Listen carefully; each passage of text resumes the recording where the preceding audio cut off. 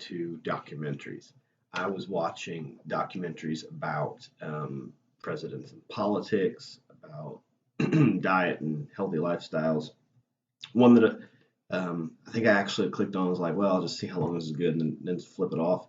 Was a documentary called Happy, and I just got sucked in, watched the whole thing. It was a study that was done about what's the cause of happiness. Kind of what's the magic formula? Can we boil down happiness to a common denominator? So they looked at multiple people and multiple cultures, multiple situations, every diversity factor you can imagine, to say let's divide people, basically determining or according to who's happy and who's not happy, and what do all the happy people have that the non-happy people don't. So the documentary talked about some of the things I've talked about on here, standard of living, how's that play into it, quality of life overall, but then specifically happiness. And what they found and what it came down to was there was one thing, there was a couple others that were sometimes outliers, but there was one thing that was present every case. And even culturally, when there were actual people groups that as a whole measured higher on the happiness rating than others. And it was being active in relationships. It was having and practicing relationships with other people, and especially beyond family.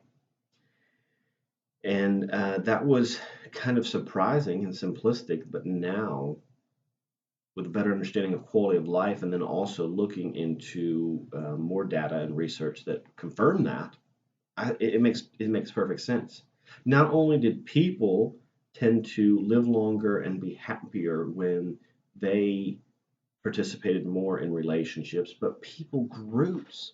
I think it was Denmark who, as a whole, has always rated pretty high on the happiness chart.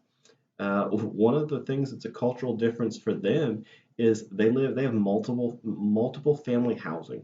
If you have multiple families that live together and they kind of take turns cooking and rotate the house chores, and they're happier. And yet we as Americans who have bigger, nicer homes but are more secluded are less happy. And we rank anyway, based on our own opinions, as less happy. Now, there's obviously cultural differences there. You can't like go move in with your neighbor tomorrow and be happier. But it just goes to show, and like I said, this is backed up in so many different cases. That I'll point out, let me pull it up here, was a 75-year study done by some psychiatrists that examined people in different stages of life, different people. They felt like they could grab data from a couple different cultures by dragging out over 75 years. In the end, it was led by Dr. Robert Waldinger, who is a clinical professor of psychiatry for the Harvard Medical School. And he said the study was to examine people's sense of happiness and the question of what makes for a good life. No surprise, came down to relationships. It came down to having and participating in meaningful, regular relationships. He summarized the whole study with this quote. He says, "The clearest message that we get from this 75-year study is this: good relationships keep us happier and healthier, period." I mean, and those are two factors that play into quality of life: happiness and healthiness. And he goes on to list like health benefits from regularly having a backyard barbecue. And I mean, that's not his words, but I'm just saying, by regularly being in relationship, people you volunteer with, a social club, a church group, co-workers that get together on the weekends, neighborhoods that have block parties, participating in social things, not just being in a crowd, but having actual relationships. And I think this is another one of the things, like I've talked about in these video series, that, in my opinion, looking at them, they're the kind of things that, based on the way people talk, it shows that we have this longing inside of us, but we don't always recognize it or verbalize it according to these terms and think in this way. But if you think about it, think about the complaints people will have sometimes. Seemingly, they're complaining about a culture or something outside of themselves, such as, hey, I don't like this small town, there's nothing to do.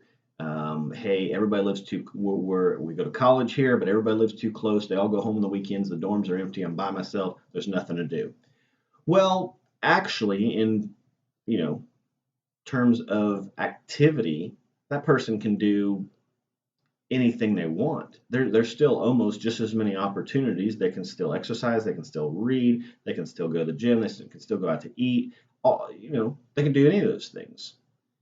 What they're really saying is there's nobody around. There's nobody to do it with. There's not enough people because they would likely go do the same activity, but more people being there somehow makes it better. It's more fun, it's more entertaining, it's more engaging to go watch a movie in a crowded theater where everybody's sucked into it than it is to sit there by yourself in an empty theater or even sit on your couch and watch it alone. You want somebody to share it with. You want somebody to turn and say, "Oh my goodness." You want somebody to sit across from you at that restaurant. And if you go to a restaurant by yourself and it's good, you want to share it with somebody else. That's why we have social media, right? To kind of capture some of that we lose by having or not having genuine relationships.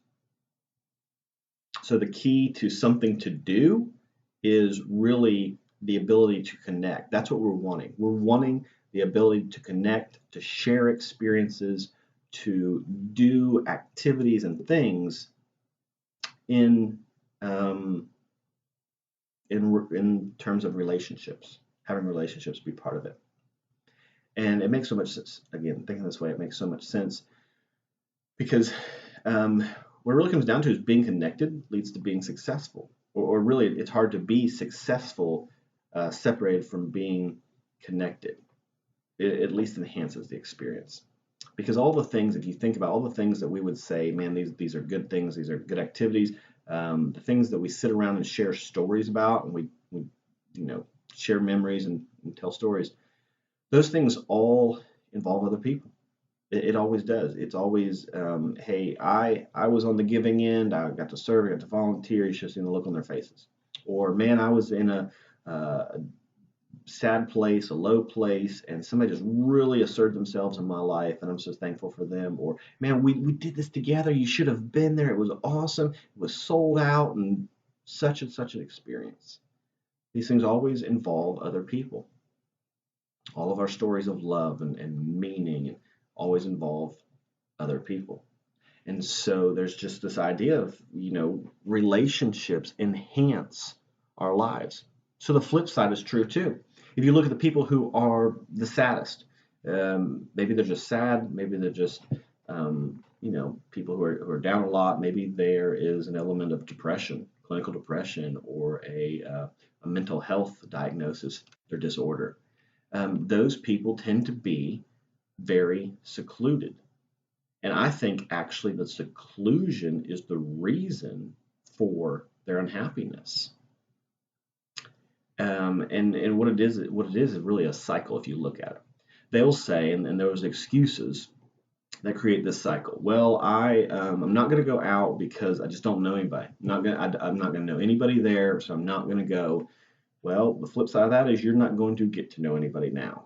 Or, man, if I opened up, if I started sharing by myself, if I went to that group, if I joined the Zumba class, if I started going to the new members group, if I attended, went and volunteered with this committee, they wouldn't accept me. They wouldn't like me.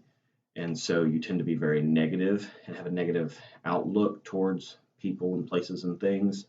And then who wants to make friends with the negative guy? So it just creates a cycle. Now, for most of us watching this, I assume that that's not you. You're not totally isolated.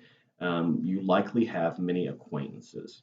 You probably have hundreds of friends on Facebook, people you say hi and bye to at work every day, people who you are on that first name basis with, and you've probably even had the conversation with your spouse or your significant other, just thought to yourself, man, I would really like to get to know them more. They're really the kind of people we should hang out with more. Man, I think they'd be neat to get to know. We should have them over sometime, but you never do it. So I would encourage you, just do it. If you feel like you need more relationships in your life, more meaningful relationships, you need to share your life with somebody. You need somebody to kind of just do life with, people to have in your life. it enhances things, and it increases your quality of life. It'll add to your happiness. So I encourage you to take that step, go a little bit further, make sure you have people that you are in relationship with, that you are regularly enjoying being around, doing things together. Because even if the activities of your life don't change, just by doing it with other people adds a whole new element to it. And studies show it makes us happier and increases our quality of life. See you next month.